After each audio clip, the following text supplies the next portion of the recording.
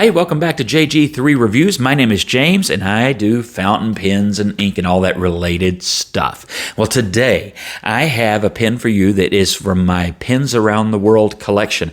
It's one that I meant to review a few months ago, but circumstances around this pen and its manufacturer changed, and so I put it off for a little while, but I've been really itching to share this pen with you. This is the DeNobil DN500. It is, as you can see, a rather, it looks bigger than my head, right?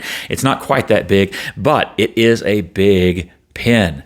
It is also a full Ebonite, handmade, hand-turned pen with an excellent two-tone number 6 Bach nib. I really wish that this were a normal review where I could point you to a link and you could go and get this pen for yourself or one of the similar models they offered and write with this, because it is cool. Now, why am I sharing it with you if this is a pen that nobody can get? Because not only are they not manufacturing them right now, finding one on the used market, they're pretty rare and hard to find.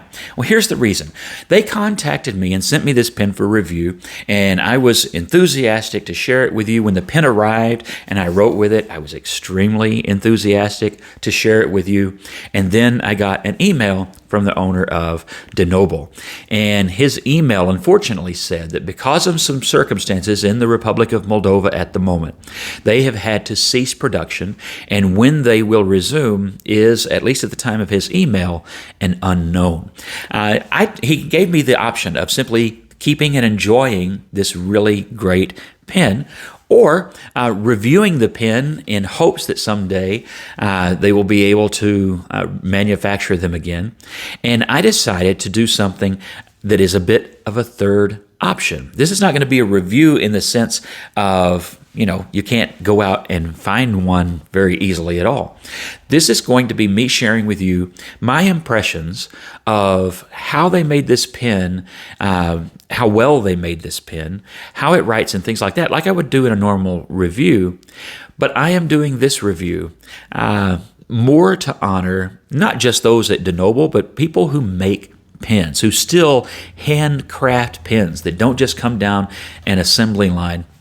People who put their life and hard-earned resources into a small business that may or may not make it. Entrepreneurs take a lot of risk, and all of us consumers out here reap a great harvest from their risk quite often. And so I'm doing this to honor DeNobil and the owner of that company and the craftsmen that work at the factory, and those of you who are working in other small family-owned businesses who are doing the same thing, because I think that's one of the pillars of our society in terms of providing work and jobs and quality of life. So let's flip the camera. I want to share with you what I think about this great little, great big Ebonite pen, show you how it writes, show you the design. We'll do some size comparisons for sure. Every now and then I forget those. I don't know why, but we're definitely going to do that with this pen because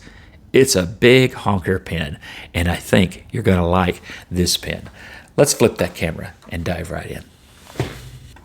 All right, so this is how the pen came to my door in this fairly standard for a nice pen box with the DeNobil name, and I like the nib logo, but just pretty standard fare, similar to Pilot's and other brands' boxes. When you open it up, though, this is what you have. First, a certificate of authenticity by DeNobil, who'd been in business since 2016. And my hope, of course, is that this has a dash after it and not an ending. So that you have with the DN500. The pen came with a warranty card for 24 months from the date of purchase. And you notice I had an NA because this was sent for review.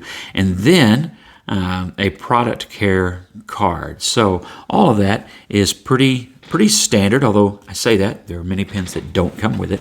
Then you get this nice box. For those of you who like to see the box, there's the box. Now and then I put the box away in storage and don't get it back out for the video, but this one I did for you. When you get the pen itself out, it is a really great looking pen.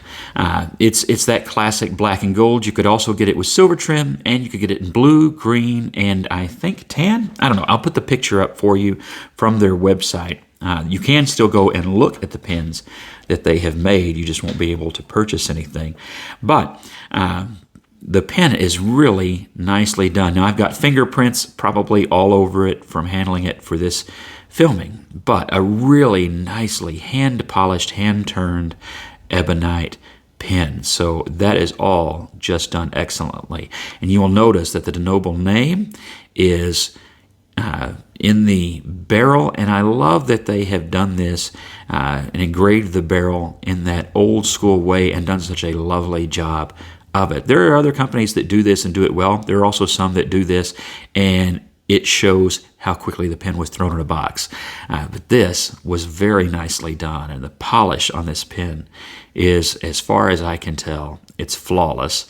And then, of course, you have two simple gold trim bands and a very springy clip, not too stiff at all, and conical finials at the end of the barrel and the top of the cap. Other than that, it is a simple taper design, quite wide at the center of the pen, and then tapers down quite a bit on the cap and more slowly in the barrel, but very nicely done. I like the way that the pen looks. Then, I need to count that for some people, right? So this has 1 and 2 and about a half, maybe just over a half turns. It is a screw-on cap, as you can see, and of course you can kind of sort of see in there that is just solid Ebonite. No problems with this pen drying out or anything like that.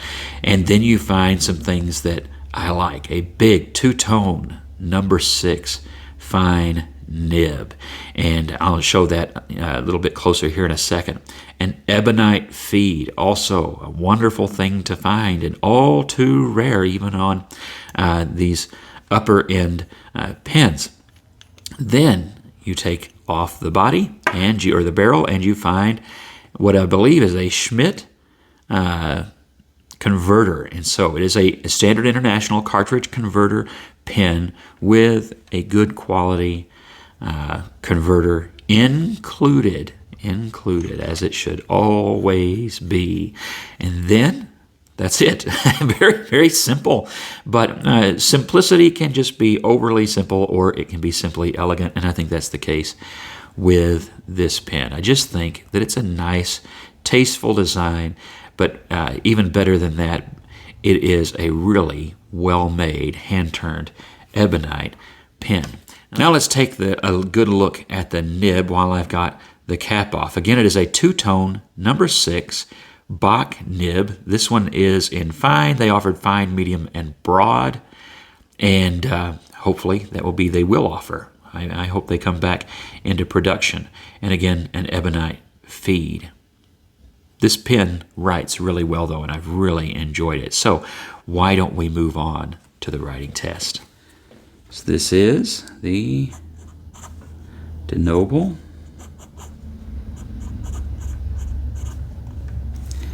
You may notice it just kind of asks you to write large.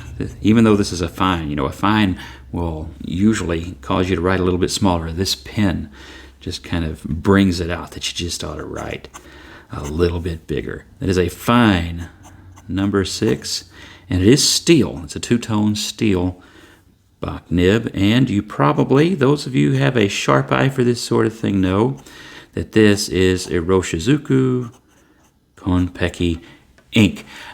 This pen, I waited for that ink bottle to be delivered before I inked up this pen. I had to wait an extra week or so because I just thought, it just feels right that ink would go in this pen. I love that color, as a lot of you do too, and I knew it would behave well, and it has just been excellent. So, of course, this is a steel nib. I'm not putting any pressure. That's just its normal variation. It's a good wet fine, not crazy wet, but a good wet fine. And I like the ink flow. The ink flow just keeps up. I'm just going to do some gibberish here quickly so that you can see. That's not some alien language. I'm not sending signals to anybody. That's just speed up, down, and around. It keeps up, and the flow is really good. And, I find that doing this lets that poor brown fox have a break every now and then.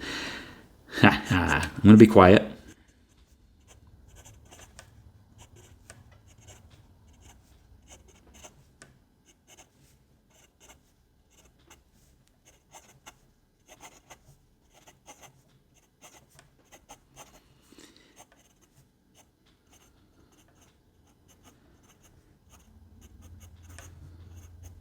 There you go. So it just writes really well. It's such a comfortable pen. You can write with this pen for a long time. Wonderful letter for correspondence, notes, things like that, work that you've got to do. But a really great looking pen when maybe you just want to write with a great looking pen. Nothing wrong with that. Let's look at the size of this pen. I'm not going to do pros and cons because this is not really that kind of a review. And frankly, at this point, I have not found a con. I like this pen in every way. That's not true of very many pens. This is one of my favorite pens. Size-wise, let's do some big pens first because this is a big pen. This is the Jinhao 159, and you notice that while it may have the Wen in diameter, it is the shorter pen. It's the heavier pen by far, but it is the shorter pen compared to the DN500. And then you have a pen that is going to look small here, but is not small at all, and that's the Custom Heritage 912. I have that with the FA nib, and it looks small there. It's not a small pen. It's a good, not huge pen, but a good full-size pen, but you can barely tell it compared to those. And then you have the Keglu 316, which is about the same length as the Pilot, almost exactly the same, just a little bit difference in, of course, style, so a little bit larger in parts, but not overall. And the Pen BBS 308, which is a little longer than those two pens, but still way short compared to that DeNobil. And then you have, and I'm going to scoot these down, you have the Diplomat Aero, which is not a small pen. It feels small. It tapers so much that it feels smaller than it is. It looks small in pictures, or not small, but it doesn't look huge in pictures. It's actually nearly the size of the Jinhao 159 or the Mont Blanc 149, and still quite small compared to that DeNobil DN500. So that gives you some idea, some pens that you may be able to compare to in your own collection. This is a big pen, and it's a great pen. Okay, so there you go. That's the DN500. And one more time, I just want to say, I really hope that they're able to get back into production because they made a wonderful pen. God bless you. I'll see you later at the end of the week. I hope that you have a good one.